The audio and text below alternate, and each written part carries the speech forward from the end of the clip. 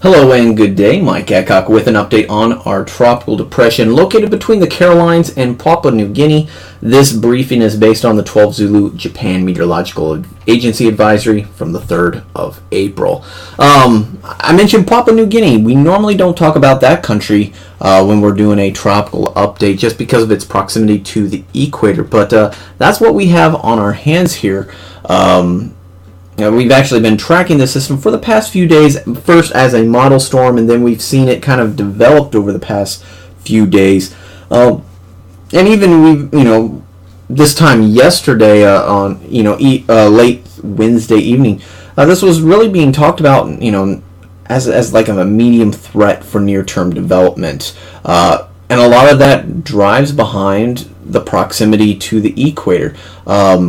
You normally don't see tropical cyclone genesis this close, south of 5 or between 5 degrees either side of the equator. Not saying that it can't happen. It definitely has happened in the past. We've actually had a tropical cyclone cross the equator, but it's not something you normally expect. That being said, looking at satellite here, we do have that broken convective banding with the system, some strong mid-level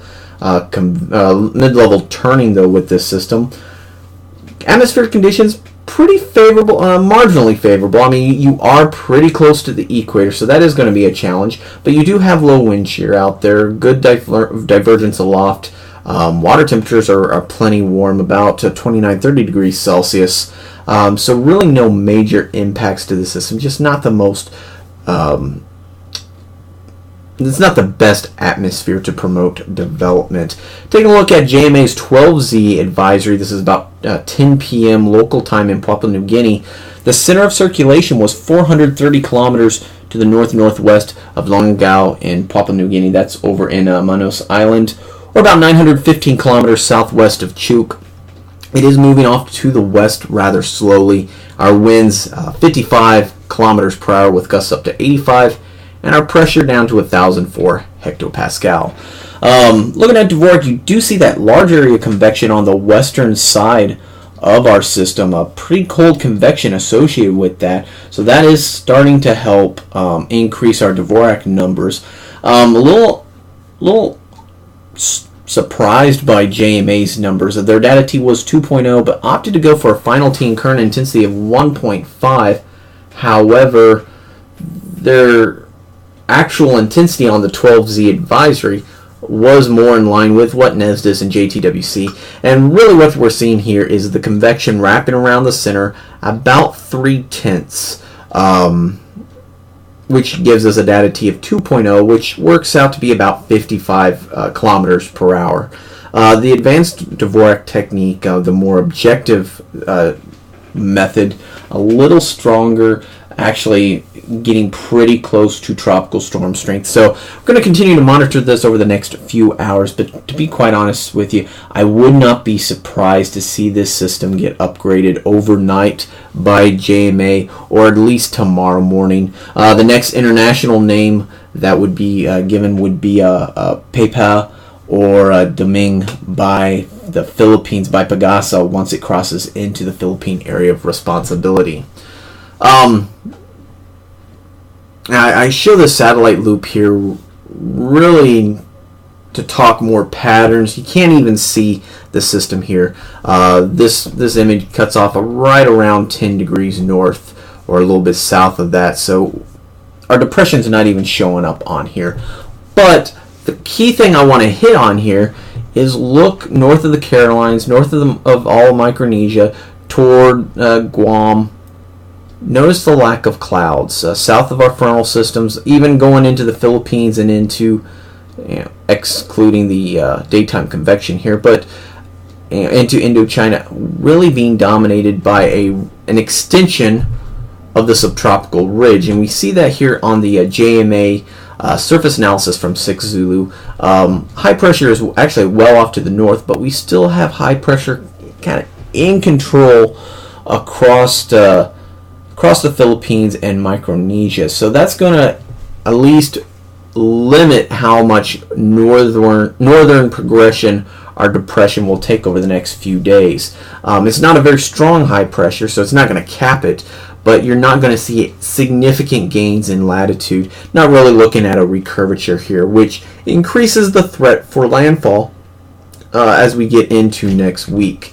JMA's 12Z track, here it is. Not much going on because it is a depression, but they do anticipate it to become a tropical storm in the next 24 hours at this time or late in your day on Friday, anticipating it to be at tropical storm strength, pressure 998 hectopascals as it continues to move off to the west-northwest there.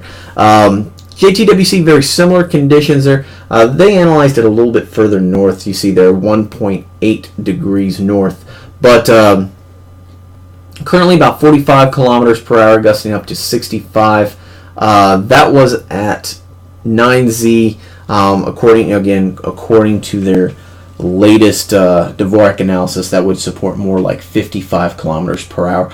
And should continue to see the system moving off toward the west-northwest over the next few days.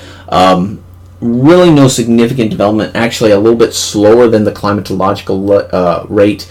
The system really lacks a strong outflow with this, being so far south, and then there's no dynamic systems that help produce that outflow. So this is just really going to slowly meander its way northwestward. The interesting thing, though, is because it's so far south, we really avoid a lot of Micronesia. The big story, though, is going to be Palau towards Sunday afternoon and evening. This system does look like it's going to be a threat for you there in Palau right now as a severe tropical storm, and then continuing off to the northwest. And notice the cone is awfully large, but a large portion of the Philippines, really all of the Philippines, you need to continue to monitor the progress of this system. Could see a typhoon threaten as we get into next week. And this is really the same track, but this is issued by the National Weather Service in Guam. And this just emphasizes the wind radii staying well to the south of Micronesia. So right now, not talking anything, actually a very, very plain bulletin, just pointing out positions and winds, but there's really not affecting any land in the near term. Again, as we head into Sunday, that's where the threat becomes for Palau. And there's a lot of model support backing that up. This is the model suite back at 3Z, but you notice a lot of the models are converging right there toward Palau. Matter of fact, the consensus, which is the basis of the JTWC forecast, really takes it right over Palau. So some that they will need to continue to monitor.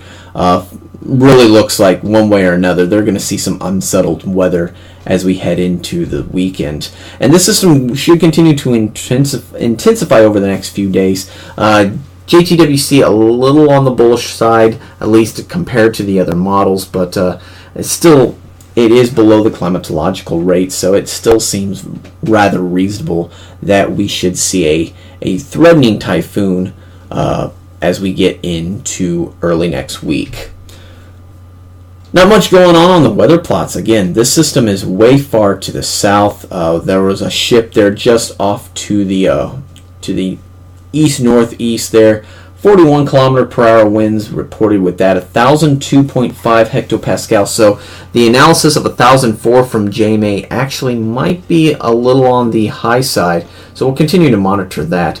Again, near-term threat, not much with this system, but this does give us plenty of lead time as we focus in on threats to Palau and the Philippines here in the next 3 to 5 days. Of course, keep it tuned over to westernpacificweather.com. We'll be posting information throughout the next several days. So you can also track us at Facebook and Twitter there, and join in on the conversation at storm2k.org. Follow me on the various social media sites there you see listed below. I'll be posting in updates as appropriate. Thank you all for tuning in. Again, be safe out there. Have a great day, and take care.